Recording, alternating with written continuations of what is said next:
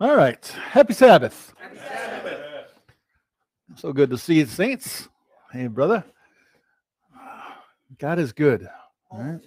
All the time. Amen. Amen. Yes. So, jumping right back into the series we've been going through on understanding the Bible.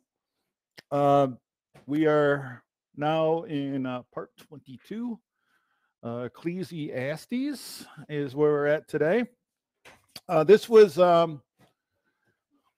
there's some arguing about when it was written. There was for some time in some modern scholarship or over the last century or so, people were leaning towards this being like a much later composition, like a post exile. And they would argue, well, this Hebrew is different from other texts, is different from Proverbs, because traditionally, and as I've said this from the get-go, this book is attributed to Solomon. Hence, it's placed here between Proverbs and the Song of Solomon as one of Solomon's writings. There's question, I think, there's maybe some Aramaic leanings tying in here, but I've actually seen scholarship is kind of reconsidered. They looked at this text a bit more and said, well, the vocabulary, the syntax, the things that are there in the Hebrew are not things of post-exile. It's so sometime before the Babylonian captivity that this goes back to. So I have it in here circa 940, 935 BC. It's towards the end of Solomon's reign. Basically, this book is what is life about? What is life about? Because we can come to varying answers, and so much of it has to do with our worldview. This is why you will hear me continuously for years and years and years now say we need to put off our thoughts and our ideas and put on his and learn. This world has been distorted by sin. Sin has distorted everything. And we need the Bible to be like our glasses, corrective lenses for us to see things correctly. And this is part of wisdom literature, pre-exilic writing. So in the wisdom literature, like I said, we've had the book of Job.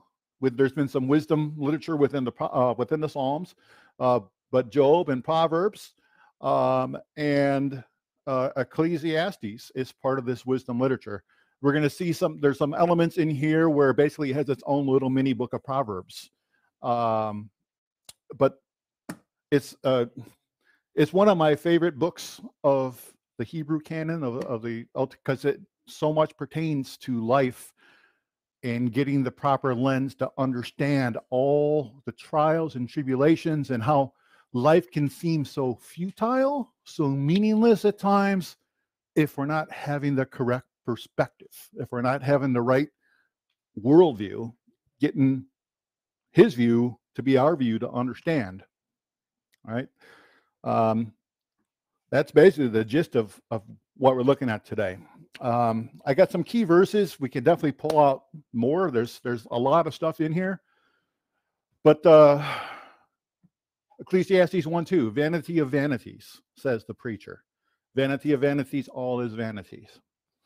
And you'll see different translations on this. Like I think the NIV says meaningless, everything's meaningless.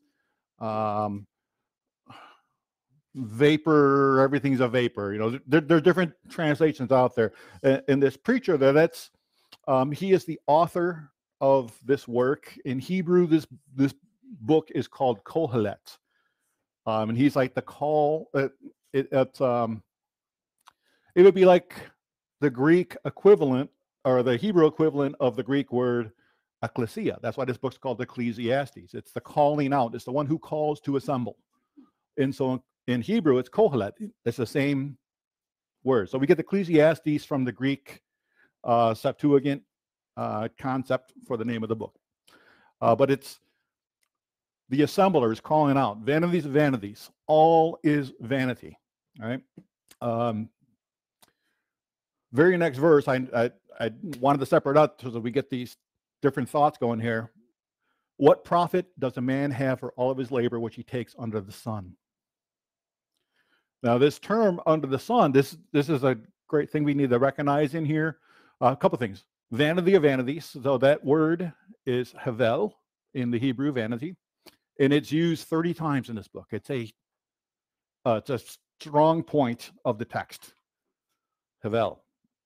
By the way, havel, that you may not recognize it because it's Hebrew, but it's the name of Abel in Hebrew. Cain and Abel, who were born to Adam and Eve, she named her second son Havel. Vanity of vanities.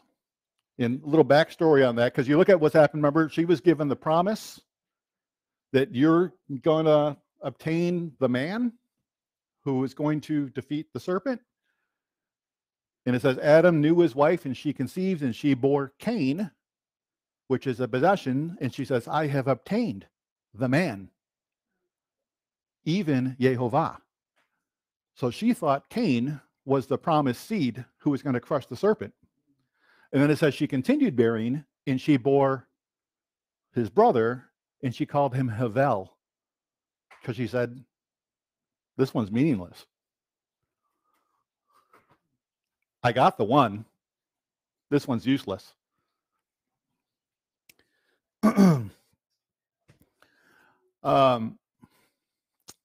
So in verse 3 there, what does it profit a man for all of his labor what he takes under the sun? Under the sun is a phrase used throughout this book too. I think it's 28 times. It's in here because the focal point, it's easy to look at this book. Many people, and I've seen it in different commentaries, they kind of look at like, oh, this guy's like Glum from Gulliver's Travels. You know, he's like really, for you younger people, that means he's a guy who's like a pessimist and all will never make it. And so they see him like a fatalist. But that's not the case of what's going on here. We got to understand wisdom literature in its culture and its genre, what's being said here. But he's dealing with what things are under the sun. He ain't talking in the light of all eternity through a lot of this stuff. He's dealing with this. Eternity does come up in the book. But he's talking about the futility of life under the sun. There's many things, there's many pleasures, things we can trace after, but after all, it's all meaningless. The caveat is, if you're not living for God. All right, so this is the main thrust of the book. If you're going to drop off, you can drop off here, and this, we'll get into some nitty gritties, but here's the main thrust of what the book's about. Yeah. Yeah. Ecclesiastes 9:11, he says, I returned and I saw under the sun that the race is not to the swift, nor the battle to the strong, neither is bread to the wise, nor riches to the men of understanding, nor yet favor to men of skill, but time and chance happens to them all. Now, if you recall last time I spoke on Proverbs, I said we got to be careful that we're not reading these Proverbs as dead set promises. And I went in specifically to Proverbs 22:6, train up a child in the way he should go, and when he's old, he will not depart from it. It's not a promise that, hey, if you raise your kid to be a good Christian, he's going to remain a Christian, he's never going to sin, he's going to be great. That's not what that is saying. It's giving us a general rule of thumb of how things go. The book of Proverbs will continually talk about those who are honoring God. God will honor, he will make them prosper.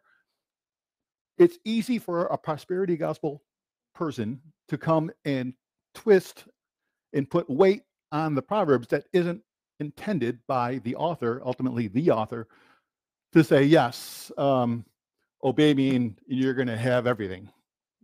I'll make your life glitter. That's not the case. And so this is one of the cases here in Ecclesiastes where he's saying, hey, look, I'm looking at these things in the world. I could be a good person and live, and how am I better off than that person who's not being a good person in the end?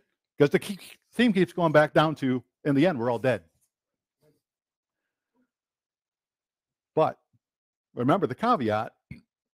What are we looking at? Is it just about this life and how we live in this life? Are we living it in view of pleasing God, or pleasing self. Because life is a smorgasbord, and that's kind of what this book's talking about. Life's a smorgasbord. Go out, try it. Try it. Try anything you want to, but realize you're going to have to answer to God for what you do. We'll get to that at the end of the book. It's easy to sit there and look at these things, and again, if we're not looking through his lenses, to, man, why should I continue to honor God? Why should I continue to do this? If I see that person's prospering, that person's got a really nice house. I don't have a nice house. That person's got a really whatever. And you start comparing yourself amongst yourselves. What Scripture tells us is foolishness. That we got to keep the right perspective. Right?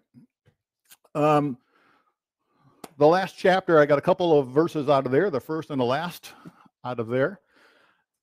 Remember now your Creator in the days of your youth, while the evil days come not, nor the years draw near, when you shall say, I have no pleasure in them. For you young folks, that's talking about as we get old and our bodies get all creaky and achy, and you hear us make those old men sound as we get off a couch or get in and out of a car or whatever. He's saying, while you have youth and vitality and energy, and use it to honor God. Remember him while you're young and while you prosper. Because it's so easy when we do prosper in life, when we have things nice, it's easy for people to forget the source of that goodness and the pleasure and the riches and the vitality of life.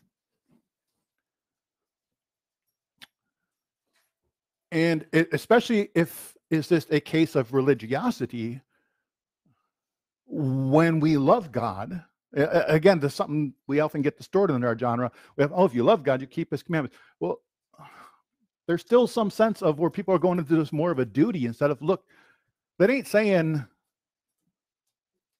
keep these commandments because you love God. It's saying when you love God, you're going to do what pleases him because you love him. It's going to be love that moves you and changes the way you think and live. And when you love someone, you remember them and you think about them and you think about what pleases them. And so love the Lord your God with all your heart, mind, strength, and being. Right? This is the conclusion of the matter.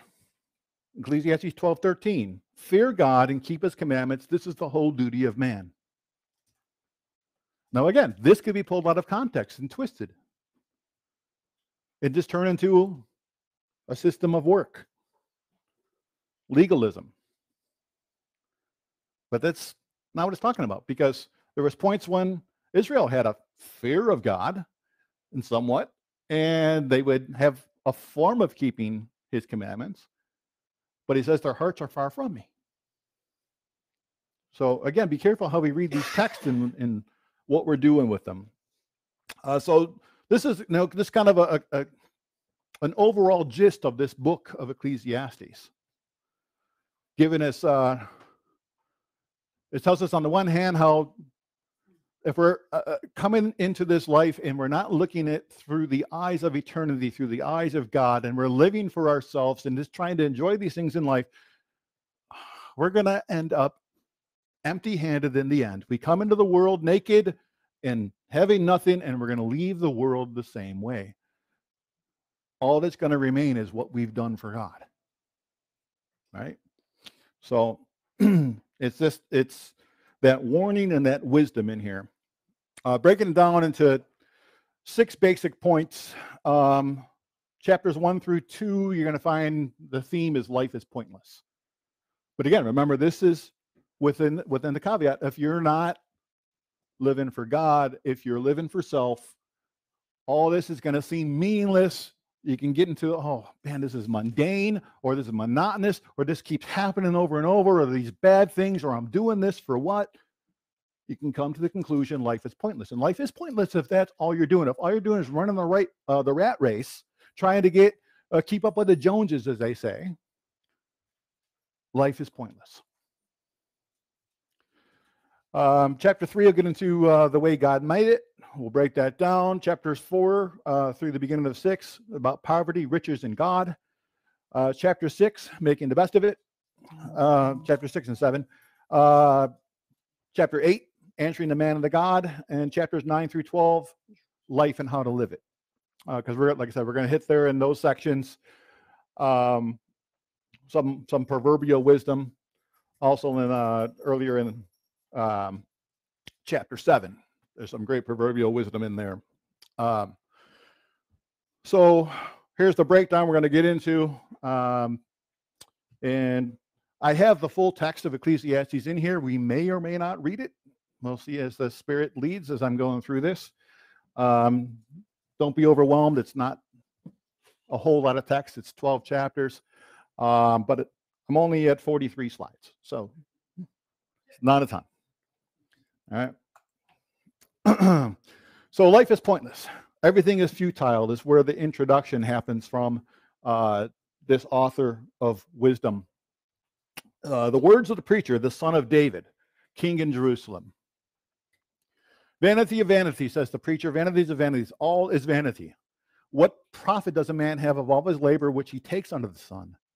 One generation passes away, another generation comes. The earth abides forever. The sun rises, the sun goes down, it goes to its place where it arose. The wind goes to the south, turns back to the north, it whirls about continually. The wind returns to where it began its circuits, according to its circuits. The rivers run to the sea. Sea doesn't get filled up with it. The river doesn't run out of water. The place from where the river comes, it goes back again. All these things are full of labor. Man can't utter it. His eye can't be satisfied with seeing, nor his ear filled with hearing. The thing that has been, that is what shall be, and that which is done is that which shall be done. And there's no new thing under the sun. Is there anything whereof it can be said, hey, this is new? It's already been of old time, which is before us. There is no remembrance of former things, nor shall there be only any remembrance after things that are come with those that shall come after. So he's saying,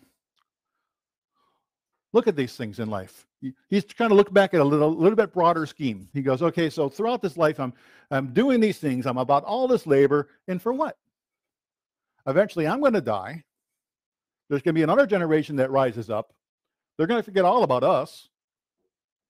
I mean, can you tell me about what your great-grandfather did? Your great-grandfather, your grandfather? Can you tell me their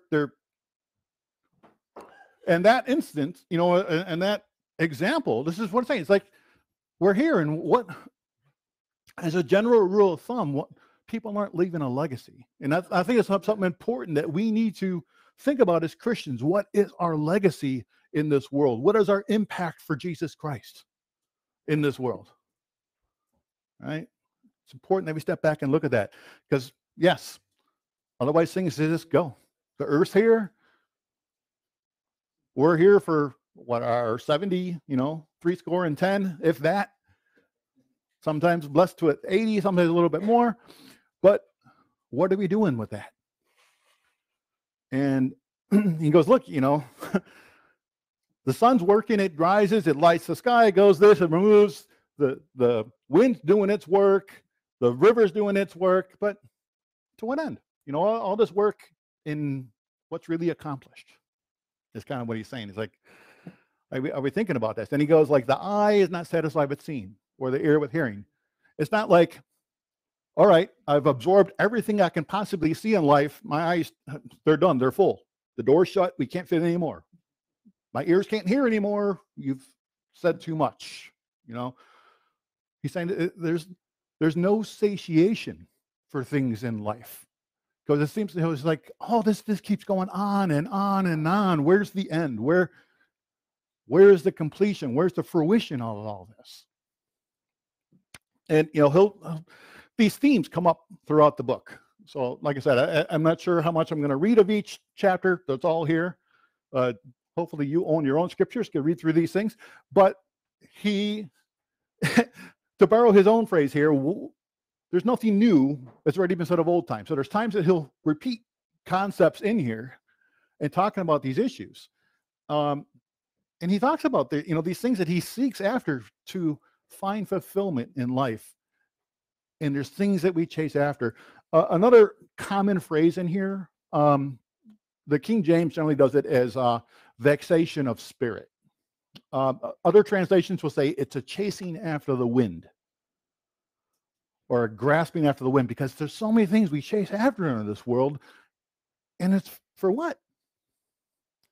This book is about the transitoriness of life. Life is transitory. These things, it's but a breath, but a moment here. The world will continue on spinning, but our life here is a breath.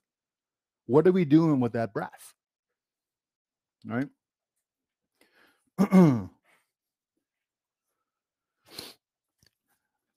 So, as he's talking about this, okay, so what is my purpose? What is my point in life? What are these things? Where are we going to find this fulfillment?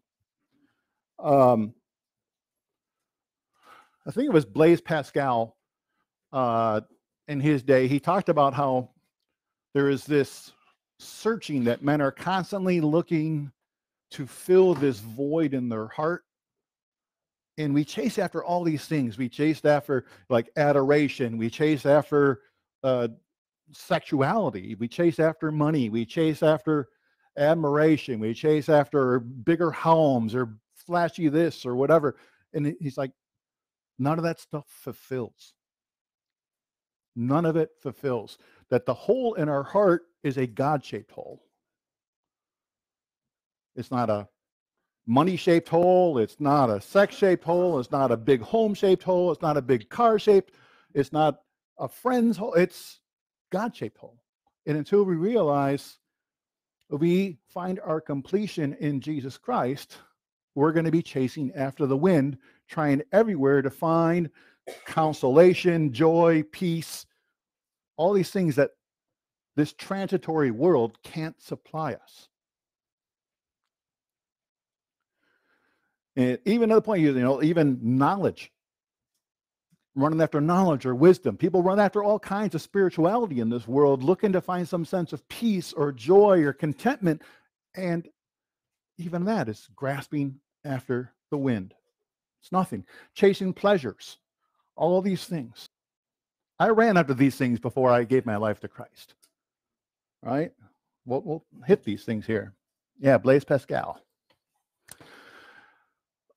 He continued in chapter 1. He says, I, the preacher, was king over Israel and Jerusalem, and I gave my heart to seek and search out by wisdom concerning all things that are done under heaven. This sore travail has God given to the sons of man to be exercised therewith. I have seen all the works that are done under the sun, and behold, it's all vanity and vexation of spirit. That which is crooked cannot be made straight, and that which is wanting cannot be numbered. I commune with my own heart, saying, I'm come to great estate, and I've got more wisdom than all they that were before me in Jerusalem. My heart had great experience of wisdom and knowledge, and I gave my heart to know wisdom and to know madness and folly, and I perceive this is also a vexation of spirit. There's that phrase, vexation of spirit I was talking about. This is also chasing after the wind. For in much wisdom is much grief, and he that increases knowledge increases sorrow. This is the same book that tells us at the end, be careful in the reading and the studying of many books. That's a weariness to the flesh. And he's saying we can chase after all kinds of wisdom in this world. And unfortunately, most of the wisdom people are chasing is earthly wisdom. It's not wisdom from that which is above, which is peaceable and good and true and leading in the way of righteousness. But he says,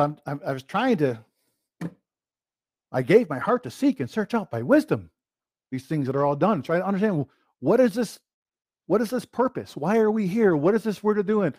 What am I to enjoy? Where should I find my fulfillment?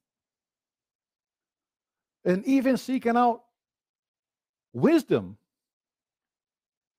it wasn't a wisdom-shaped hole in my heart. That isn't the issue.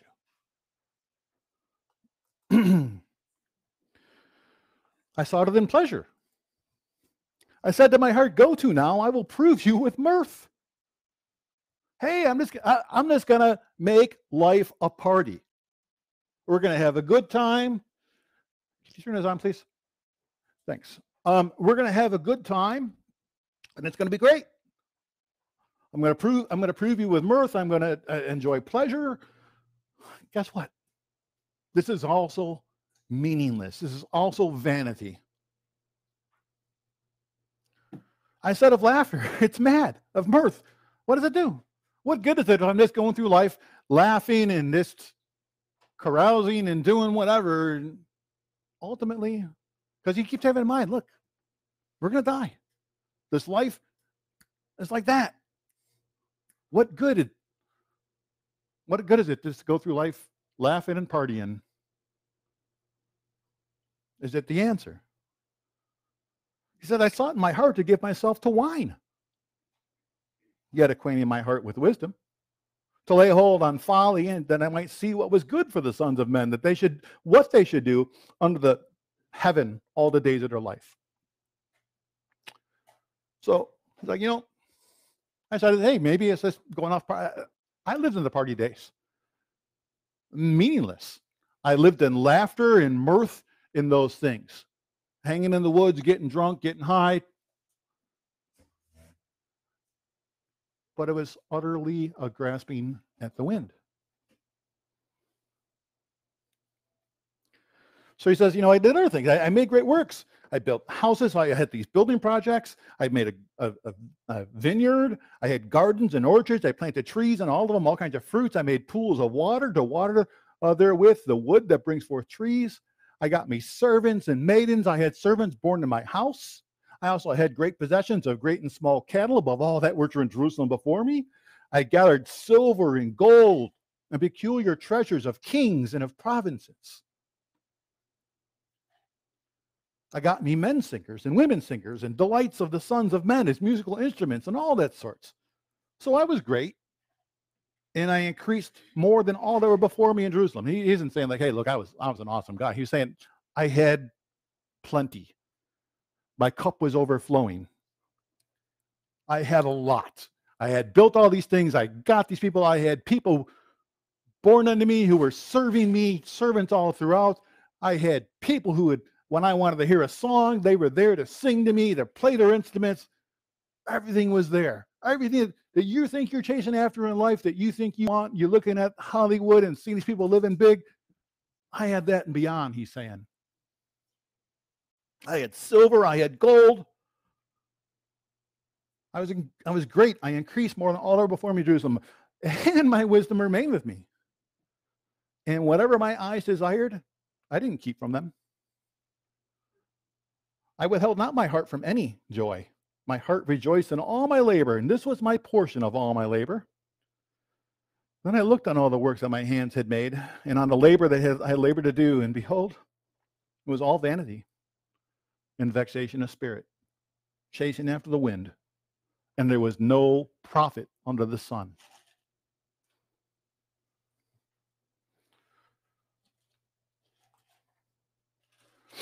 NLT put it this way. I said to myself, come on, let's try pleasure. Let's look for good things in life. And I found that this too was meaningless. I said, laughter is silly. What good does it do to seek pleasure? After much thought, I decided to cheer myself with wine. And while still seeking wisdom, I clutched at foolishness. In this way, I tried to experience the only happiness most people find during their brief life in this world. Notice what he said there. I decided to cheer myself with wine. While still seeking wisdom, I clutched at foolishness. Dear Christian, I want you to stop and look at yourself and say, is this me? Look in the mirror. Am I saying I'm chasing after wisdom, but I'm clutching to foolishness? What is my source of pleasures? What is my source of consolation? What is my source of anything in this life? Again, I'm going to repeat this here. In this way, I tried to experience the only happiness most people find during their brief life in this world. Many are on the road to destruction, chasing after the vanities in this world. He said, I tried to find meaning by building huge homes for myself and by planting beautiful vineyards. People have that type of legacy. It's like where my granddaughter is, Helen DeVos Children's Center. Her name lives on. Helen DeVos has passed away, but her name lives on for her philanthropy. And there's in Chicago here, we have the Lurie Children's Hospital, Robert and Ann Lurie. So people have this name. He's like, I did it, and I made these projects. Solomon, he made this temple. ultimately, for what? The temple became an idol to people. What name? Are we, you know, are we like the people at the Tower of Babel seeking to make a name for ourselves in these things and our accomplishments? Because he's saying, in this, he's saying, look, we're going for these accomplishments, but to what end? So chasing after wisdom, that's really not so much. I mean, yes, remember, this does not negate what's said in the Proverbs. With all you're getting, get wisdom. Right? With all you're getting, get understanding. This is not erasing that. This is not contradicting that, but it's recognizing, again, what are we chasing after, for what motive, for what end? For our own glorification, for our own security blanket in our mind, and not for God and glorifying him is our chief end, our chief purpose. He says, I tried to find meaning building huge homes for myself, planting beautiful vineyards. I made gardens and parks, filled them with all kinds of fruit trees. I built reservoirs to collect water to irrigate my many flourishing groves. I bought slaves, men and women. Others were born to my household. I also owned large herds and flocks, more than any of the kings who lived in Jerusalem before me. I collected great sums of silver and gold, a treasure of many kings and provinces. I hired wonderful singers, men and women, had many beautiful concubines. I had everything a man can desire. I like some of the stuff here that NLT will bring out. NLT is not a perfect translation, but I appreciate it brings some clarity because we're 400 years removed from the King James, in some of these things. He says, I became greater than all who lived in Jerusalem before me, and my wisdom never failed me. Anything I wanted, I would take. I denied myself no pleasure. He sounds like a hedonist, This is where people are often at today. I even found great pleasure in hard work, a reward for all my labors. But as I looked at everything I had worked so hard to accomplish, it was all so meaningless, like chasing the wind. There was nothing really worthwhile anywhere. I was having a conversation with my oldest sister. She's 17 years older than me. She lived a life dedicated to jobs that she would do where she's burning the candle at both ends, doing this job. And she looks back now in her years of retirement saying, what did I do? Why did I give my life to these companies and all these things? There's so much more for me to be living for. What is my accomplishment? My accomplishment, what did they accomplish? Right? The reality is every one of us has to die. Right? I decided to compare wisdom with foolishness and madness. Who can do this better than I, the king? I thought wisdom is better than foolishness, just as light's better than darkness, because the wise can see where they're going, but the fools walk in the dark. Yet I saw that the wise and the foolish share the same fate. Both will die. So I said to myself, since I'm going to end up the same as the fool, what's the value of all my wisdom? This is also meaningless, for the wise and the foolish both die. The wise will not be remembered any longer than the fool. In the days to come, both will be forgotten. You know what I'm saying? Then one generation will rise up. We don't know when the last generation. I mean, yeah, sure, there's some little standouts. So this guy was, super intelligent. This person was that. But so there's never a rule of thumb, this Joe Nobody, who's going to remember if they were a wise person or a fool, right? So I came to hate life because everything done here under the sun is so troubling. Everything is meaningless, like chasing the wind. Right? Again, are we keeping this in context of wisdom literature, in context of what he's trying to say, and realize he's not being a pessimist, he's not a fatalist, but he's just talking about the futility of life apart from truly serving God. Right? So in the rest of the chapter, he hits a couple points in here of achievement means nothing, and only God gives contentment. He says, I came to hate all my hard work here on earth, for I must leave to others everything I have earned.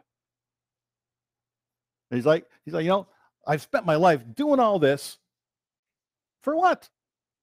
I don't take it with me. I don't get to enjoy it for eternity. I leave it to my heirs, he says.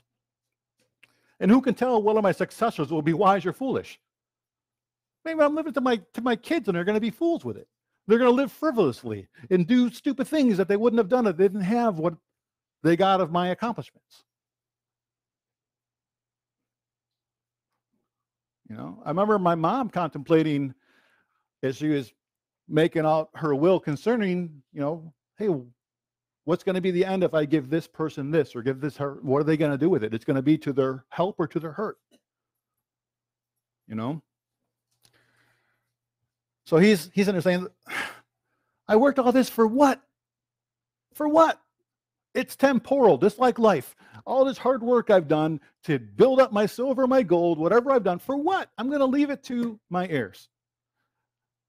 They might be fools, they might be wise, but they're going to have control of everything that I've gained by my skill, my hard work under the sun.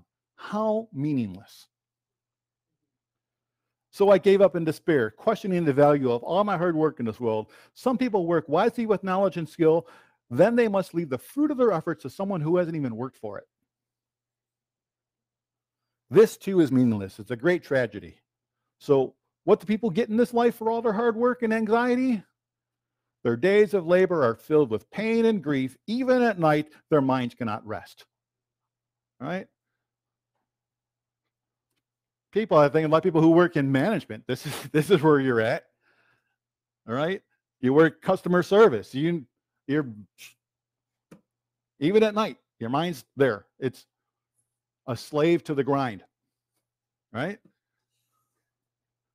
For what? For what? It's all meaningless. Now, again, this doesn't do away with other parts of the scripture that says, you know, like we'll see in chapter 9, whatever your hand finds to do it with all your might. Colossians, whatever you know, do it all as unto the Lord. Work hard. All these things are there. This is not doing away with that. We got to understand this contextually, what's being said here. All right? Be a hard worker. Be diligent. Be a diligent person in life. But realize unto what end you are doing it for. And if it isn't for the glory of God, stop and make sure that that is what you begin doing. All right? So I decided there's nothing better than to enjoy food and drink and to find satisfaction in work. Then I realized that these pleasures are from the hand of God. Who can eat and enjoy anything apart from him? God gives wisdom, knowledge, and joy to those who please him. But if a sinner becomes wealthy, God takes that wealth away and gives it to those who please him. This too is meaningless, like chasing the wind. So there's going to be people who are going to be living and doing things, and they're going to end up losing their stuff in their vanity and their foolishness, and it'd be given to someone else. So kind of where he began his little complaint about all this work I'm doing, I'm going to leave it to my foolish kids, possibly, or to the point, hey, even someone who are even a sinner who's working and prospering, event, they just have it taken away from them. It's like, so what are they doing it for? Do we realize this is all temporal?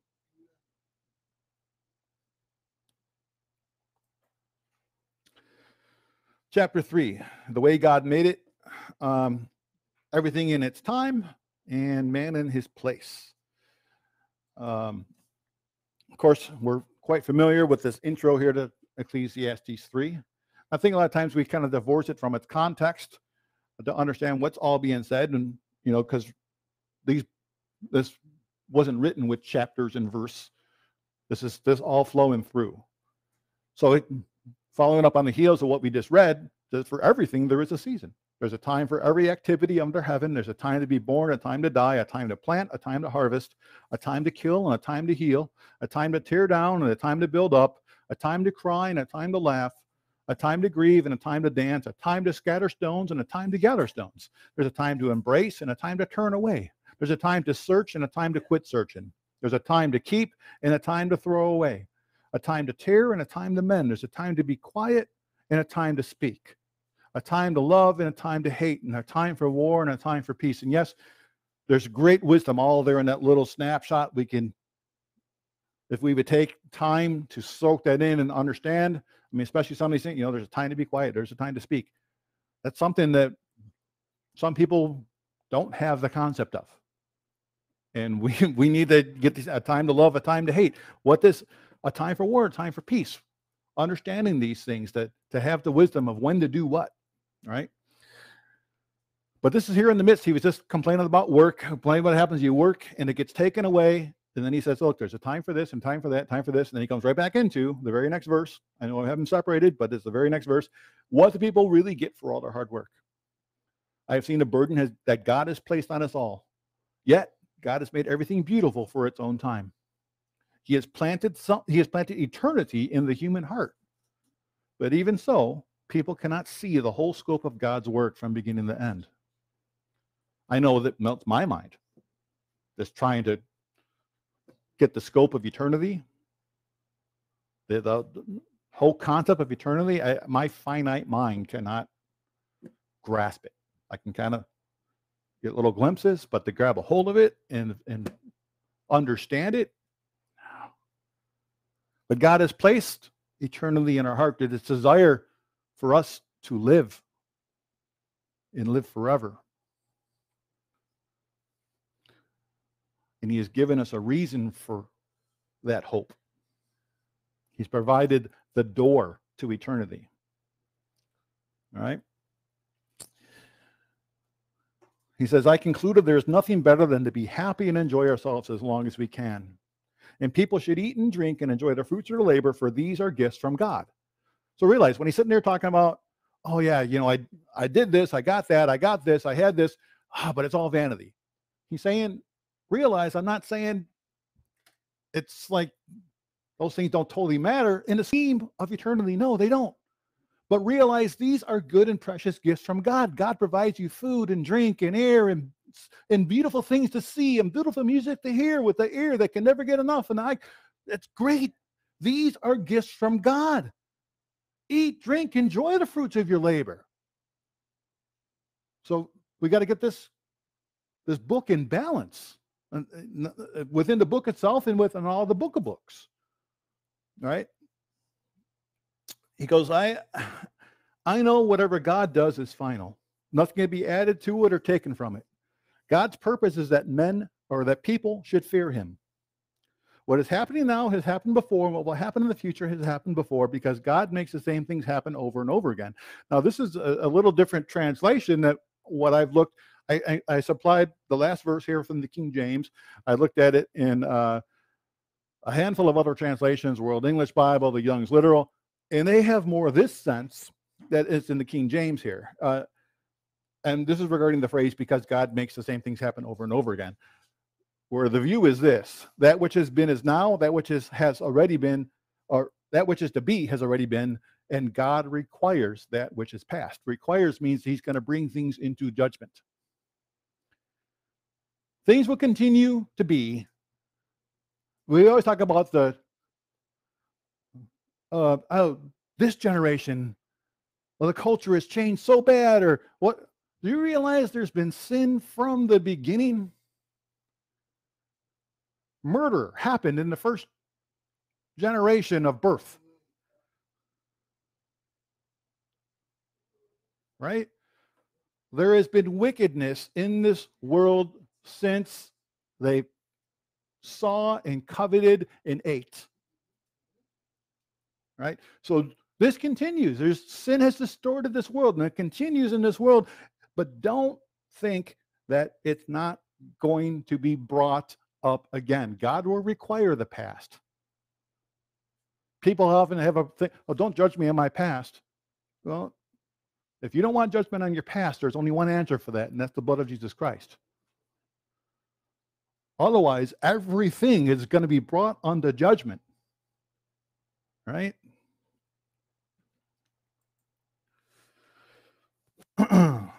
It's God who makes the difference. Moreover, I saw under the sun the place of judgment, that wickedness was there. And the place of righteousness, that iniquity was there. So you're saying, look, even these places that are supposed to be good places, I go to the bet din, to the courts, and there's corruption there. These people who are supposed to be judging in righteousness and equity, there's corruption there. And I go to a place of righteousness. I go to the temple, or I go to the church, and there's iniquity there. What's with this? I said in my heart, God will judge the righteous and the wicked, for there's time for every purpose and every work. And I said in my heart concerning the estate of the sons of men, that God might manifest them, and they might see that they themselves are beasts. That which befalls the sons of men befalls beasts. Even one thing befalls them all. As one dies, so dies the other. Yea, they all have one breath, so that a man has no preeminence over a beast, for all his vanity. Now again, this isn't undoing the nature of creation, that man was made in the image of God and in his likeness, and that all the rest of creation was placed under him. This is not undoing that. So don't misread this text. But he's saying, do you realize, just as he compared the wise and the fool, the rich and the poor, they're all going to die. You and the beast, what's the difference between you? If you're not grasped a hold of the Savior, you're no different than a lion or a dog, or your end is your end. All go to one place, all are of dust, all turn to dust again. Who knows the spirit of man that goes upward, or the spirit of the beast that goes down to the earth? Wherefore I perceive that there is nothing better than that a man should rejoice in his own works, for that is his portion. Who shall be able to? Who shall bring him to see what shall be after him? He's saying, look, enjoy what you have in life, right? Because if that's all you're doing, that's what it is. You're not going to see what happens after you're dead. This world's going to go on without you. You're going to be forgotten. You're not going to see the ends of who's got your stuff, what's ever happened, whatever you accomplished. What are you living for? Right? Chapter 4, Poverty's Riches is God. See that man's lot is miserable, that there's consolation in fellowship, and there's the perils of privilege. Got it all here in one slide, I believe. He said, I returned and I considered all the oppressions that are done under the sun. Behold, the tears of such as were oppressed. They had no comforter. And on the side of their oppressors there was power, but they had no comforter. So even though oppressors, they have no one there to comfort. There's no security in them, even though they may live large in this world and have control. They're going to be dead, just like the ones they oppress. What does it matter, right? There's no comfort. There's no hope in these things. Wherefore I praise the dead, which are already dead, more than the living, which are alive. Yea, better is he that than they which had not been, who has not seen the evil work that's done under the sun. Again, I consider all travail and all every right work. For this, a man is envied of his neighbor. This is also vanity and vexation of spirit, or the chasing after the wind. The fool folds his hands together and eats in his own flesh. Better is a handful with quietness than a hands full with travail and vexation of spirit, or chasing after the wind. You know what? I'd rather have a little, enough to feed me, sufficient for the day, give me this day my daily bread, than have barns full of stuff and having travail, and it is chasing after the wind. So I returned and I saw vanity under the sun. There is one alone, and there is not a second. He has neither child nor brother, yet there is no end of all of his labor. Neither is his eye satisfied with riches, for he says, for whom do I labor and bereave my soul of good? This is also vanity and sore travail. So he's saying, look, there's people out there, they don't have family. They're alone. They don't have a brother they can leave all their stuff to. They don't have a child they can leave it all to. And they're still working their fingers to the bone, chasing after. For what? For what? Two are better than one, because they have a good reward for their labor. If they fall, one shall lift up his fellow. But woe to him who is alone when he falls, for he does not have anyone to help him up. Again, if two lie together, then they at least have heat. But how can one be warm alone? And if one prevails against him, the two shall withstand him. And a threefold cord is not quickly broken. And if you're there and you got someone with you and someone tries to fight, at least you got a fighting chance with two. You know, you're better having companionship. He's like, it's a hard thing going through this life alone. We are not meant to be alone from the beginning. It is not good for man to be alone. Let me make a help that is suitable for him. All right. He says, better is a poor and a wise child than an old and foolish king who will no more be admonished. Are we living as a poor and a wise child? Poor, recognizing that we are not sufficient of ourselves, that we are dependent upon our provider, and wise in being that we will incline our eyes to wisdom, and that we desire to be reproved. Because that's the contrast as with an old and foolish king. Somebody's already, you can't teach an old dog new tricks, right? So here's this old foolish king, and it says he won't be admonished. He won't accept admonishment. Where are you in that, dear Christian?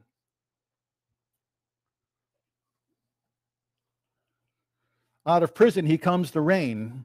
Wherefore also he that is born of this kingdom becomes poor. I consider all the living which walk under the sun with the second shadow that shall stand up in its stead. There is no end of all people, even of all that have been before them. They also that come after shall not rejoice in him.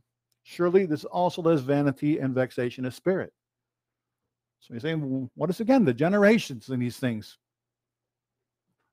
What are you living for? What's the end? What is the purpose? What's going on? You got to keep God in view. Chapter 5. He says, keep your foot when you go to the house of God, and be ready to hear, more than to give the sacrifice of fools. They consider not what they do evil. How are you when you approach the church, or remembering that you are the temple of God? So wherever you're at the house of God, are you more ready to hear than to give the sacrifice of fools and not consider that what you're doing is evil? Don't be rash with your mouth. Don't let your heart be hasty to utter anything before God, because God is in heaven and you're on earth. Therefore, let your words be few. For a dream comes through the multitude of business, and a fool's voice is known by multitude of words. So it's the fool who rambles. Wisdom doesn't have to continue in much speaking. He says, well, when you vow a vow to God, defer not to pay it, for he has no pleasure in fools. Pay what you have vowed. Better is it that you should not have vowed than you should vow and then not pay. Don't allow your mouth to cause your flesh to sin. And don't say before the angel, oh, it was an error.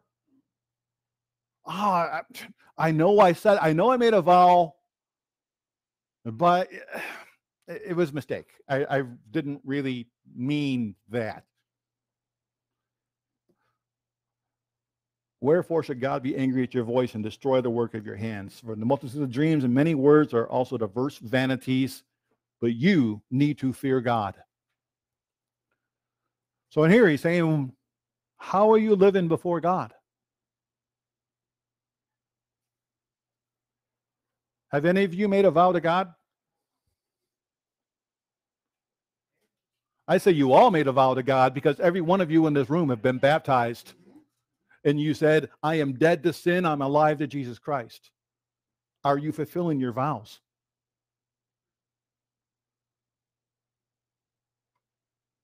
Are you living as a Christian should?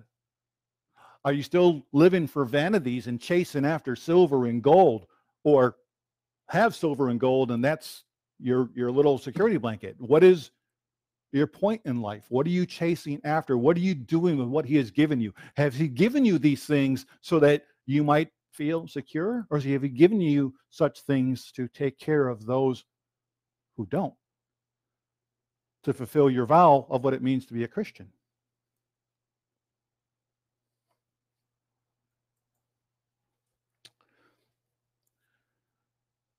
God gave us possessions. So the next session here is coping with possessions. Do you possess your possessions, or do they possess you? Right? Do you possess your possessions, or do they possess you?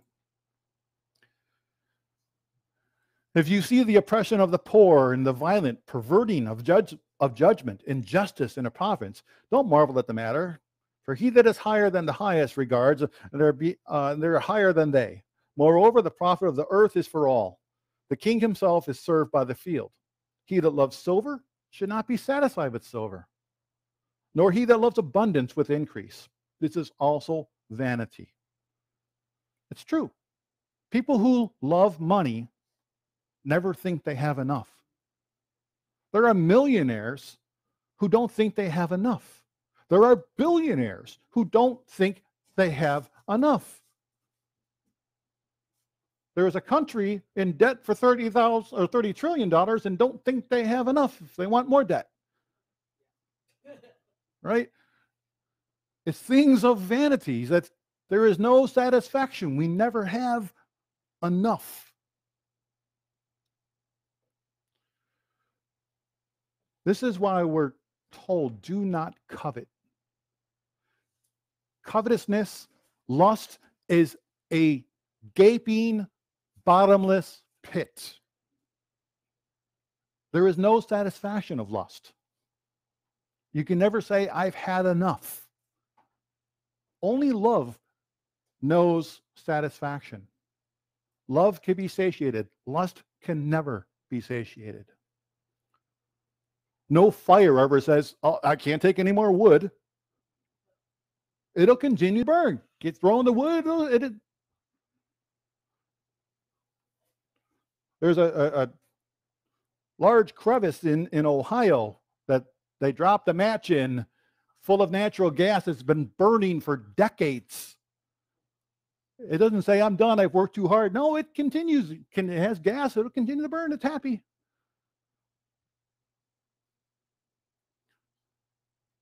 Lust works the same way. There is no satiation, there is no satisfaction. He that loves silver will not be satisfied with more silver. He who loves abundance will not be satisfied with more increase.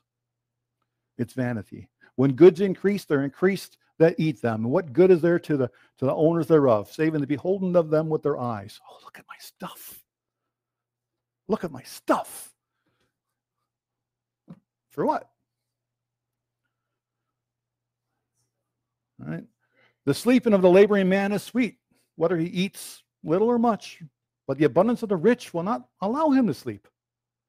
Saying so, like the average Joe who doesn't really have a lot, they can lay down and sleep. They've been working, they're providing for their daily food, and they're satisfied. But the rich person, they can't sleep at night because they're thinking about their stuff and how to get more stuff and how to show off their stuff. He's saying, what are you doing? This is a sore evil that I've seen under the sun, namely, riches kept for the owners thereof to their hurt. Again, if you are blessed and increased with goods, you need to step into your prayer closet and ask God why. And remember that you are just a steward of his stuff, because he says, the gold is mine, the silver is mine. What does the owner want you to do as a steward with his stuff? Because he says, I've seen this evil under the sun where those with the riches have kept the owners. They've been possessed by their possessions to their hurt. But those riches perish by evil travail, and he begets a son, and there's nothing in his hand. He came forth of his mother's womb, and naked shall he return to go as he came, and he'll take nothing of his labor that he may carry in his hand. This is also the sore evil that in all points as he came shall he go, and what profit does he have? It was labored for the wind. All his days he also eats in darkness. He has much sorrow and wrath with his sickness. Behold, that which I have seen, it is good and comely for one to eat and to drink and to enjoy the good of all his labor, and that he takes under the sun all the days of his life, which God has given him. It is his portion. Every man also to whom God has given riches and wealth has given him power to eat thereof and to take his portion, to rejoice in his labor. This is the gift of God. For he shall not much remember the days of his life, because God is answering him in the joy of his heart. Again, what are you doing with what he's blessed you with? There is an evil which I have seen under the sun, and it is common among men, a man to whom the Lord has given riches, wealth, and honor, so that he wants nothing for his soul, for all that he desires, yet God gives him not the power to eat thereof, but a stranger eats it. This is vanity. It's also an evil disease. If a man has 100 children and live many years, will the days of his years be many, but his soul is not filled with good, also that he has no burial, I say that untimely birth is better than he. He comes in with vanity, departs in darkness, and his name shall be covered with darkness. Moreover, he has not seen the sun nor known anything, yet has more rest than the other. Yea, though he lives 1,000 years twice told, yet he has seen no good. Do not all go to one place. So he continues this theme. Hey, in so many senses in this world, if you're living in such a way in your vanities and your riches and your other things, and in one sense, it's better to be a baby who died in the womb and never saw the sun than these evil days that you're living. Yeah. Yeah. Yep. And so don't they all go to one place? Don't they all die? You know, again, throughout the message. So making the best of it. What's the use? All people spend their life scratching for food, but they never seem to have enough. People live in paycheck to paycheck. Doesn't matter what size your paycheck is. And isn't it amazing? It's like I read these cases, some of these like high profile couples and all that, and they end up in divorce court, and somehow, you know, $100,000 a month isn't enough maintenance for the wife to continue living. Like, oh, I burned through that. I need, you know, more.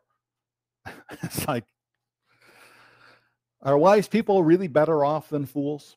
Do poor people gain anything by being wise and knowing how to act in front of others? Enjoy what you have rather than desiring what you don't have. Just dreaming about nice things is meaningless. It's like chasing the wind. Everything's already been decided. It was known long ago what each person would be. So there's no use arguing with God about your destiny. The more words you speak, the less they mean. So what good are they? And a few days of our meaningless lives, who knows how many days can best, or how our days can best be spent. Our lives are like a shadow. Who can tell what will happen on this earth after we're gone? Again, keep this in context, overall theme. And if you're just living a life of religiosity, being rash with your mouth before God and doing these things, where's it all at in the end? A good reputation is more valuable than costly perfume. Right? Because that costly perfume may cover your BO, but it doesn't cover your wickedness within. All right? A good reputation is more valuable than costly perfume. The day you die is better than the day you were born. It's better to spend your time at funerals than at parties. All right? This is some of my favorite verses out of Ecclesiastes here. It's better to spend your time at funerals than at parties. After all, everyone dies. So the living should take this to heart. Sorrow is better than laughter, for sadness has a refining influence on us. We find that happiness is kind of like wine. It's like this mirth in you, you know, they say ignorance is bliss. Well, bliss is often ignorance. While you're there in your happiness, you may not be mindful of the reality of things that are happening and the sobriety that we need in life. So he says that's a good thing about funerals. Funerals make you sober. They wake you up to your own mortality. You're at a party, you're just the opposite of that. Though that party might bring your mortality into view, right? It did for me. Brought me to my knees, right? A wise person thinks a lot about death, while a fool thinks only about having a good time. All right? Remember this too, because as he's going through this and what he's saying, hey, because eventually you're going to hear him say, hey, kids, go out, check out life. But you're going to have to answer for it. Look, here's the thing. A wise man is going to think about death. They're going to think about their own mortality. They're going to think about having to stand before the judgment seat of Christ. A fool's only going to think about having a good time, living for the here and now. Right? It's better to be criticized by a wise person than to be praised by a fool. So here's what I'm saying. It's his own little book of Proverbs in here now. We're going to get into some good proverbial wisdom.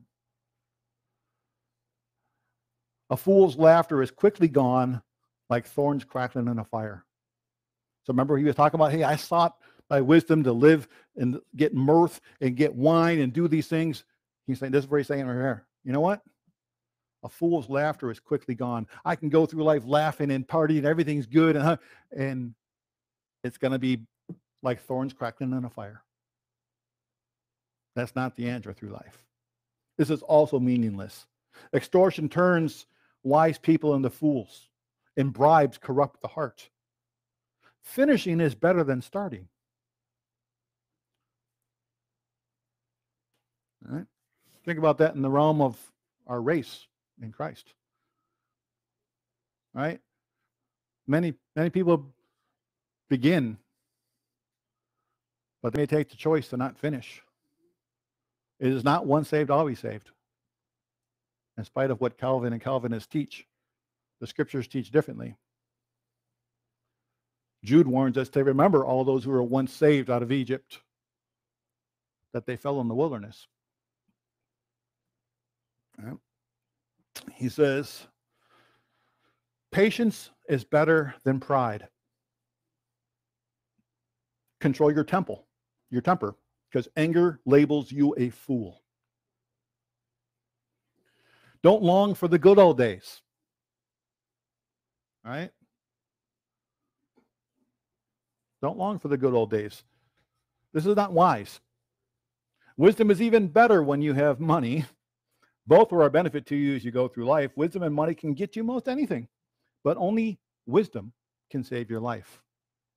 Don't confuse the two. All right? And again, he isn't saying Gnosticism is the way to eternal life. It's not. He ain't talking about that, so don't twist the subject. But he's saying wisdom will bring you through life. It'll be a guide and a guard to you if you love it and adhere to it. Money can help along the way, but both of those two can also be a vanity. He's already established that throughout this book.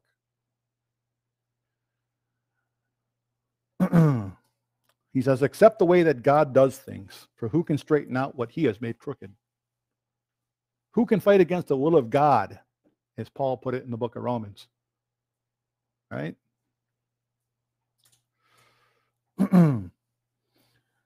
Enjoy prosperity while you can, but when hard times strike, realize both come from God. Do you accept the one and not the other? Right. I think maybe here under the sun, we might have those two backwards in what we look at, and not realizing that these times of prosper is more of a test, whereas the time of hard times is his rescue. That's him handing us, throwing us the lifeline. He says, remember that nothing is certain in this life. I've seen everything in this meaningless life, including the death of good young people and the long life of wicked people. So don't be too good or too wise. Why destroy yourself?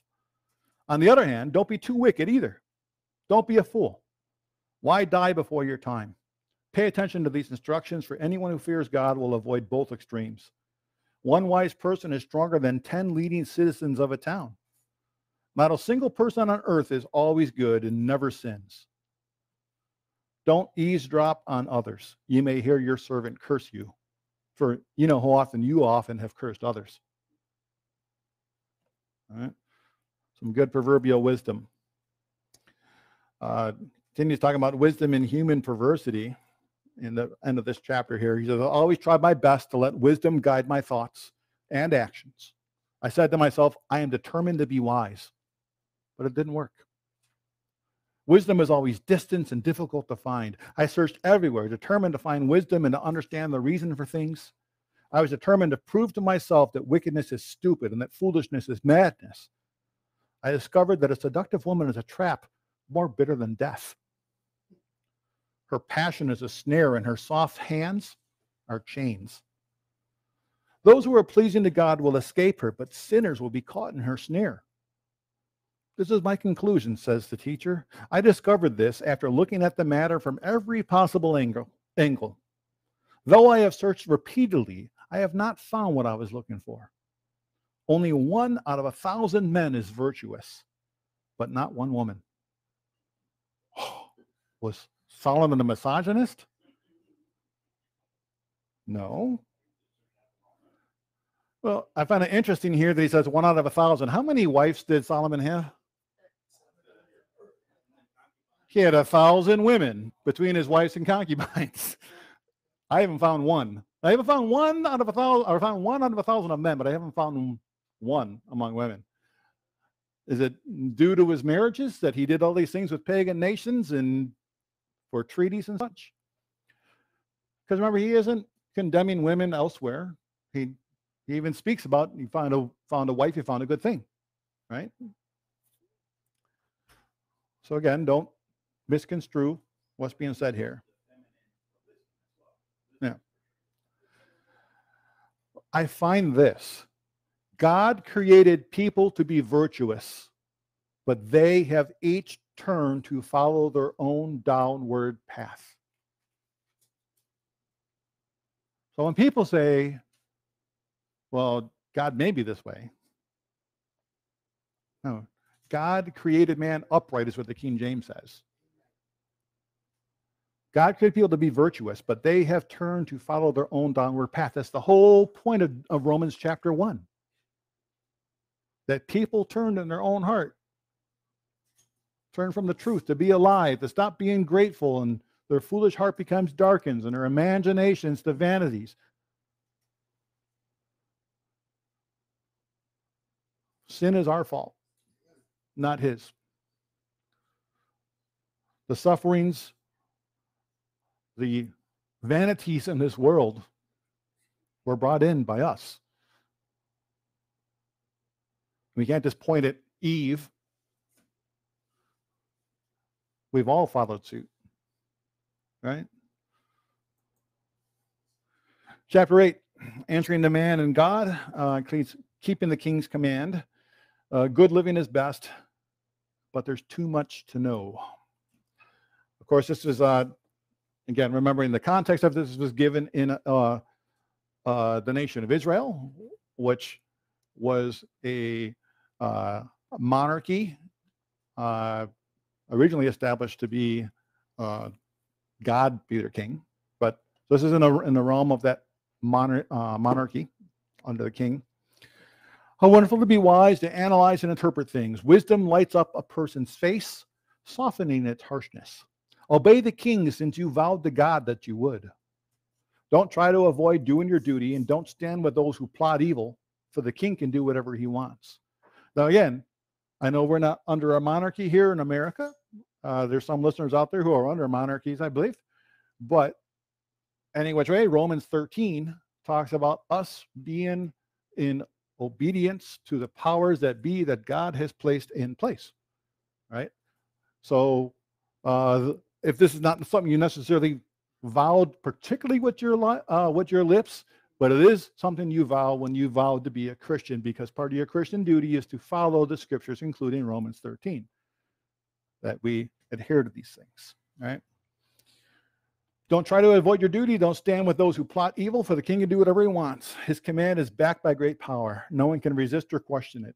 Those who obey him will not be punished. Those who are wise will find a time and a way to do what is right, for it is a time and a way for everything, even when a person's in trouble. Right, there's some great wisdom there to dig into. I'm not going to get into it there today, but right there, there are those who are wise who will find a time and a way to do what is right. Even under times of a bad king, you can find ways to a time and a way to do what is right. There's a time and a way for everything. God makes ways of escape in times of troubles, in times of hard things. We can be standing strong and doing what is right. Indeed, how can people avoid that? What they don't know is going to happen. None of us can hold back our spirit from departing. We can't stop ourselves from dying. None of us has the power to prevent the day of our death. There is no escape in that obligation, that dark battle. In the face of death, wickedness will certainly not rescue the wicked. I have thought deeply about all that goes on here under the sun, where people have the power to hurt each other. I have seen wicked people buried with honor, yet they were the very ones who frequented the temple and are now praised in the same city where they committed their crimes. Right? So what is wrong? Why are people espousing such bogus judgment to speak well of the criminals who put on an appearance of righteousness, showing themselves at the temple, and yet they're criminals? What are they doing? Why are they being praised? Why are they being praised in their death? Right? It's kind of funny how we are as a society. No one wants to speak evil of the dead. Has anyone ever been to a funeral where they say, well, this person's rotten in hell? Right? You never hear that. Even they can be the most vile person, and oh yeah, they're looking down on you from heaven. Right? Not right, but that's another matter. It says, when a crime is not punished quickly, people feel it is safe to do wrong. Oh, that this would echo from rooftop to rooftop today. Because this is the problem across this nation, across this world. Crimes are not being punished quickly. People feel it's safe to do wrong. Crimes aren't even seen as crimes in certain instances anymore. All right? But even though a person sins 100 times and still lives a long time, I know that those who fear God will be better off. All right?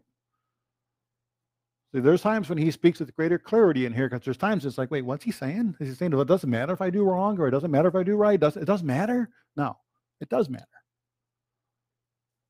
Because ultimately there's a judgment.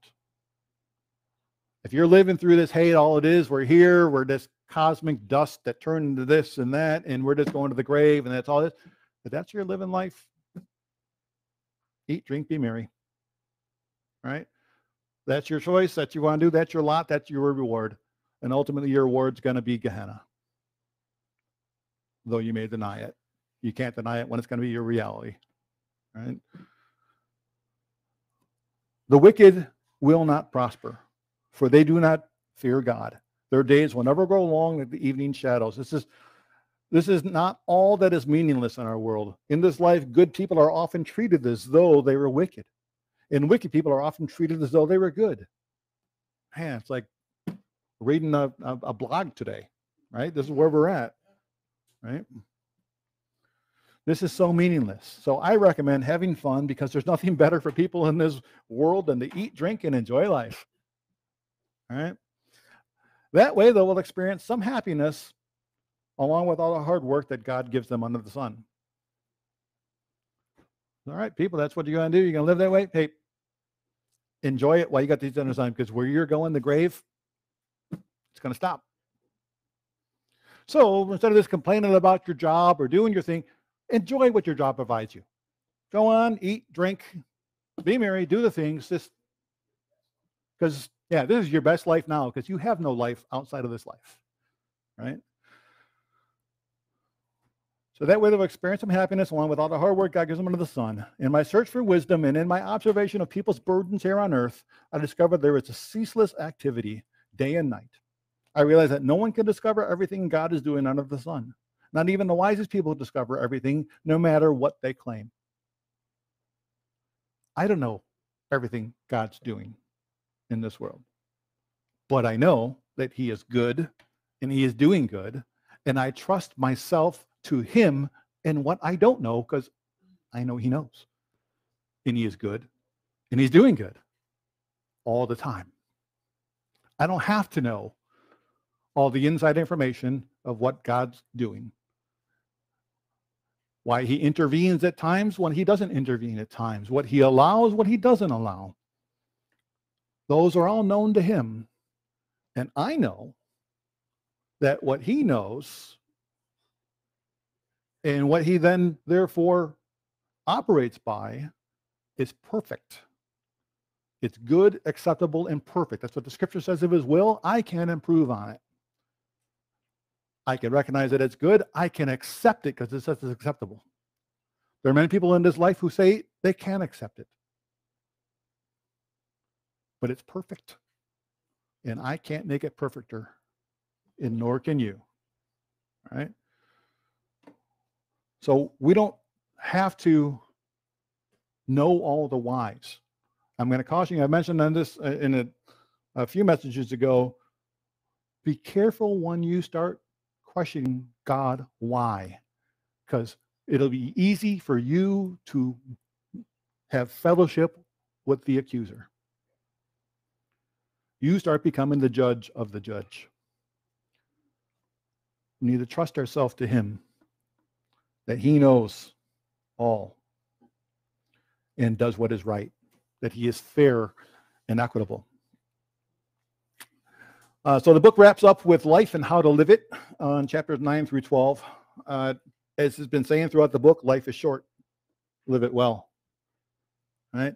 Life seems unjust. Give some more wise advice, more proverbial wisdom, and then we come into the end of the book with serve God while you may. And sums up in the end of chapter 12. So we'll hit these here. This I too carefully explored. Even though the actions of godly and wise people are in God's hands, no one knows whether God will show them favor. Right? That's why we can sit there and say and read in the Psalms, hey, why do the wicked prosper? I've been serving you in this, and I'm not prospering. I'm over here living in this little shack, and I'm seeing this person over here in a castle, but he's done wickedly. He's been like doing these things to his people. He beats his men servants and maid servants. He does it. Why is, hey, we don't know what God's doing with things. God may show apparently what appears to be God showing them favor in this world. And maybe God's just being merciful and letting them enjoy some good pleasures of this world because they're not going to enjoy what is ahead in the day of judgment. All right?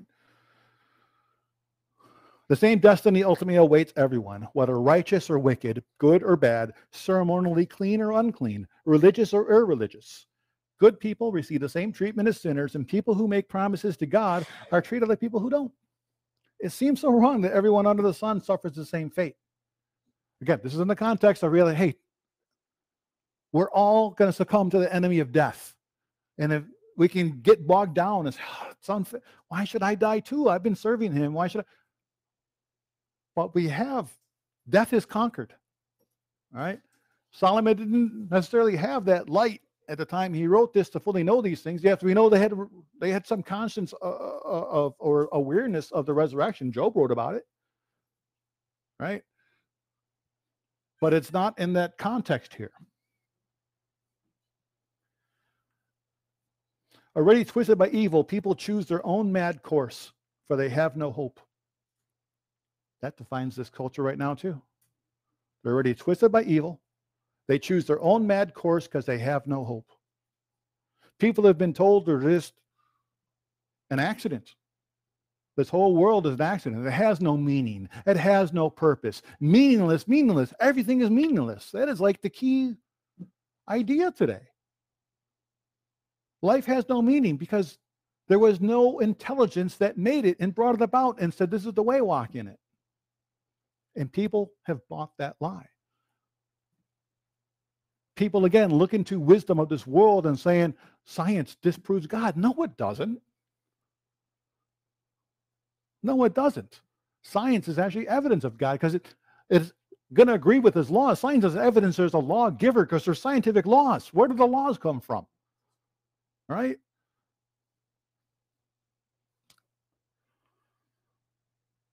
There's nothing ahead but death anyway. There's only hope for the living, as I say. It's better to be a live dog than a dead lion. The living at least know they'll die, but the dead know nothing. They have no further reward, nor are they remembered. Whatever they did in their lifetime, loving, hating, envying, it's all long gone. They no longer play a part in anything here on earth. So go ahead, eat your food with joy, drink your wine with a happy heart. God approves of this.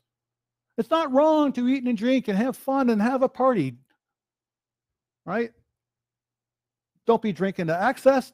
Don't be, getting wasted and doing drugs. But God is not a killjoy. He gave us pleasures. I mean, just think about our eyes. The things that he made with all these colors and things, the beauty we can see, the sunrise, the sunset, the things that he made. He is a God who has blessed us with abundant pleasures in life. The tongue with its taste buds, all the flavors he put to food. He has blessed us with abundance of pleasure. Pleasure is not a sinful thing. Pleasure is neutral, but there are sinful things that can be pleasurable. What pleasures are you going to be satisfied with?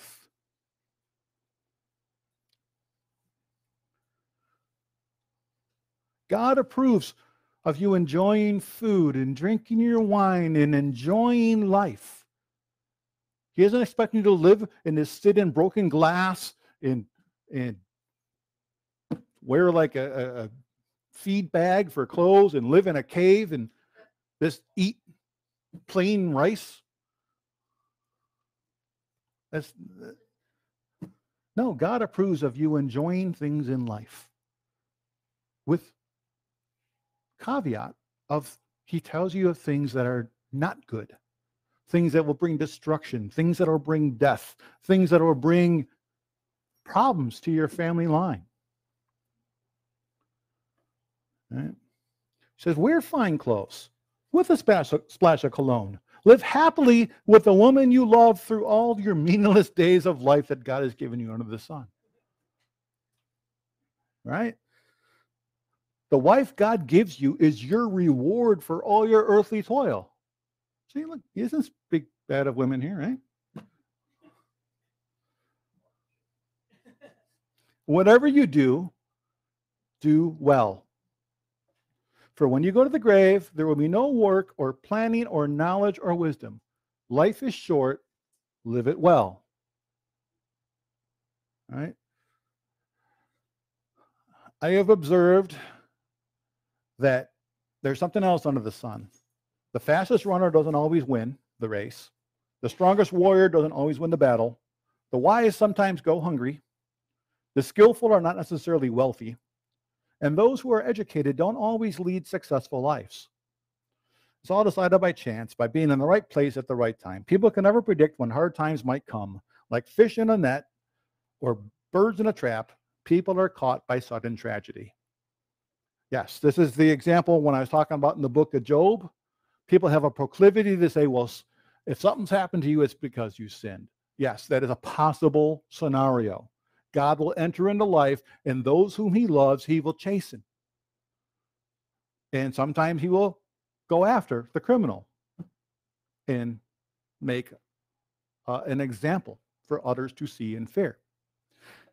But there's also times when you might have things happen in your life because you're being pruned because what you're doing is right and he's making you more fruitful. Then there's also time and chance. Can happen. There's things in this world that are happening. They're just there. The world's in motion. Those rivers doing the roundabout to the sea that never gets full, starting again, the wind going from here to there, the sun going from here to there. There's things that are in motion in this world. And sin has brought suffering and death and hard times into this world. And there's times when we're just going to have that experience in life. Like Jesus brought about, hey, those people that Pilate mingled their blood with the sacrifice, were they more wicked than anybody else? Or when that Tower of Siloam fell on those people, were they more wicked than anybody else? And that's why God brought the tower down on them? No. Things happen. Right? Here's another bit of wisdom that has impressed me as I watch the way our world works. There's a small town with only a few people, and a great king came with his army and besieged it. A poor wise man knew how to save the town, and so it was rescued. but afterward no one thought to thank him. So even though wisdom is better than strength, those who are wise will be despised if they are poor. What they will say will not be appreciated for long. Better to hear the quiet words of a wise person than the shouts of a foolish king. Better is to have wisdom than weapons of war, but one sinner can destroy much that is good. There's a lot of wisdom here. You soak this up here, right? Wisdom is better than strength. Those who are wise might be despised if they're poor. As Jesus said, a prophet is of no honor in his own hometown, right? Think about who you look to for wisdom. Paul, in the wisdom God gave him, talked about choosing those who are least regarded to be judge in the church instead of part of the good old boys club that often happens. Who are you looking to for wisdom? Maybe it's that quiet words of a wise person, one who may not be so active in the body or so out there. Maybe we're just listening to the foolish kings at times instead of looking where the wisdom abides because someone's poor and lowly. Right? But recognize one sinner can destroy much that is good. A little leaven can leaven a whole lump. Chapter 10. As dead flies cause even a bottle of perfume to stink, so a little foolishness spoils great wisdom and honor. A wise person chooses the right road, a fool takes the wrong one. You can identify fools just by the way they walk down the street. If your boss is angry at you, don't quit. A quiet spirit can overcome even great mistakes. There's another evil I've seen under the sun. Kings and rulers make a grave mistake when they give great authority to foolish people in low positions to people of proven worth. I've even seen servants riding horsebacks like princes, and princes walking like servants. And when you dig a well, you might fall in. When you demolish an old wall, you could be bitten by a snake. When you work in a quarry, stones might fall and crush you. When you chop wood, there's danger with each stroke of your axe. Using a dull axe requires great strength, so sharpen the blade. So that's the value of wisdom. It helps you succeed. If a snake bites before you charm it, what's the use of being a snake charmer? Wise words bring approval, but fools are destroyed by their own words. Fools base their thoughts on foolish assumptions, so their conclusions will be wicked madness. And they chatter on and on. They'll steamroll you, right? And their foolishness. Right? They base their thoughts on foolish assumptions. Because again, these are things we need to bring every one of our thoughts subject to Jesus Christ. We need to put off our ways and thoughts and put on the biblical glasses and get a biblical worldview and not just make assumptions on what things are and think we know what is right. Right? No one really knows what's going to happen. No one can predict the future. Fools are so exhausted by a little work they can't even find their way home. What sorrow for the land ruled by a servant, the land whose leaders feast in the morning. Happy is a land whose king is a noble leader and whose leaders feast at the proper time to gain strength for their work, not to get drunk. Laziness leads to a sagging roof. Idleness leads to a leaky house. A party gives laughter, wine gives happiness, and money gives everything. Never make light of the king, even in your thoughts. And don't make fun of the powerful, even in your own bedroom. For a little bird might deliver your message and tell them what you said. Ever wonder where that, a little birdie told me? Oh, right.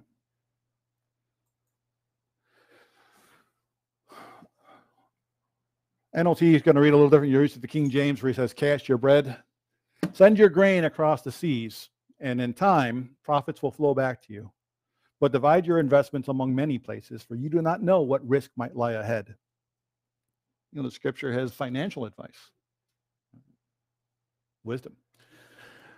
When clouds are heavy, the rains come down. Whether a tree falls north or south, it stays where it falls. Farmers who wait for perfect weather never plant. If they watch every cloud, they never harvest. Just as you cannot understand the path of the wind or the mystery of a tiny baby growing in its mother's womb, so you cannot understand the activity of God who does all things. Plant your seed in the morning, Keep busy all afternoon, for you don't know if profit will come from one activity or another, or maybe both. Light is sweet. How pleasant to see a new day dawning. When people live to be very old, let them rejoice in every day of life. But let them also remember that there will be many dark days. Everything still to come is meaningless. Young people, it's wonderful to be young. Enjoy every minute of it. Do everything you want to do. Take it all in. But remember, you must give an account to God for everything you do. So refuse the worry. Keep your body healthy. But remember that youth, with a whole life before you, is meaningless. So young people, do you understand what's being said here? He's saying enjoy life. There's many pleasures in life. There's many pleasures in life. Go ahead and enjoy it. Enjoy the time with your wife. Enjoy the time with your husband. Enjoy the time being a mom or a dad. Enjoy your time doing what you like to with your hand, whatever job it is you find to do. Do it with all your might as unto the Lord. Go ahead and enjoy a party. Go ahead and enjoy food. Go ahead and enjoy different things in life. But remember, as you're doing these things in your youth, to remember your Creator and that there's going to come a day of judgment. So walk in wisdom, not as fools. Number your days. Remember, this whole life outside of that, if all we're doing is living for the pleasures of here and now, it's meaningless. It's a chasing of the wind.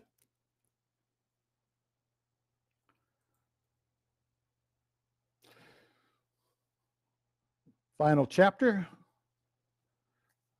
Chapter 12, he says, don't let the excitement of youth cause you to forget your Creator. It's easy. It's easy in your excitement of youth. Be off, you have friends, you get off, you get some freedoms. You get out of the house, you also get the responsibility, so that's a little sobering. But like getting out there and having the freedoms, don't let your freedoms be something that actually takes away your freedom, that enslaves you to sin. The world's going to promise you liberty, but it's a lie that they offer. Yes, there is liberty in Christ Jesus, but the liberty this world offers is a different liberty. They're asking you to be liberated from the will of God.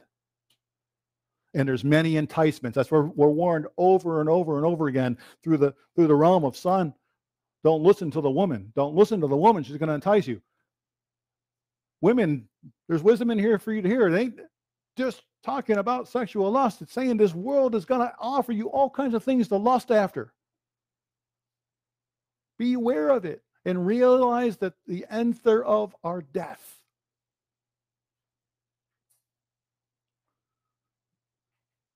Don't get it caught in all that glitters and shines after this world and looks to be good for food, because not everything is.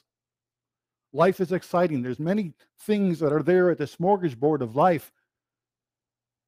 Just like you go to a smorgasbord and some things are clean and some things are unclean. Life is the same way. Don't let the excitement of youth cause you to forget your Creator. Honor Him in your youth before you grow old and say life isn't pleasant anymore. Remember Him before the light of the sun, the moon, and the stars is dim to your old eyes, and the rain clouds continually darken your day. Remember Him before your legs, the guards of your house, start to tremble. Before your shoulders, these strong men, stoop. Remember Him before your teeth, the few remaining servants, stop grinding. Before your eyes, the women looking through the windows, see dimly. Remember Him before the door to life's opportunities is closed and the sound of work fades. Now you rise at the first chirping of the birds, but then all their sounds grow faint. Remember Him before you become fearful of falling and worry about danger in the streets. Before your hair turns white like an almond tree in bloom and you drag along without energy, like a dying grasshopper. And the caperberry no longer inspires sexual desires. Remember Him before you near the grave, your everlasting home, when the mourners will weep at your funeral. Yes, remember your Creator now while you're young, before the silver cord of life snaps and the golden bowl is broken. Don't wait until the water jar is smashed at the spring and the pulley is broken at the well, for then the dust will return to the earth and the spirit will return to God who gave it. Everything is meaningless, says the teacher. Completely meaningless. Keep this in mind. The teacher was considered wise, and he taught the people everything he knew. He listened carefully to many proverbs, studying and classifying them. The teacher sought out to find just the right words to express truths clearly. The words of the wise are like cattle prods. They're painful, but helpful. Their collected sayings are like the nail-studded stick that a shepherd drives a sheep with. But my child, let me give you some further advice. Be careful, for writing books is endless, and much study wears you out. That's the whole story. Now, here's my final conclusion. Fear God and obey his commandments. This is everyone's duty, and God will judge us for everything we do, including every secret thing, whether good or bad. This is the conclusion. So there are all these things. Yeah, life is full of vanity. There's so many things out there. He sets before you life and death. There's two ways to go through this life. Which road are you choosing? You can choose the path of the fool or the wise, and you could be wise in your own conceits and wise in your own eyes and wise in the ways of the world. You could be full of riches and have all these things, but if you're not living for God, you're going to be just like the fool. You're going to be just like the poor. You're going to be just like the dead lion. Live for God. Remember him throughout your life, from the beginning to the end. Don't let the excitement of life and the freedoms and the things that you can do in this life entice you away. Don't be like Adam and Eve in the garden, who looked to a tree and said, oh yeah, that is something good I desire. Desire what he desires. Desire life. Fear God. Obey his commandments. And remember that everything, even your thoughts, the secret things he's talking about, will be brought to judgment. Love him with your whole heart, with all your strength, with all your mind, with all your being. And there's no fear of that end for you. Life is full of meaning when we know God and are living according to his purpose, according to his will, which is good, acceptable, and perfect. All right. That's it for today. God bless and keep y'all. Hope it's edifying.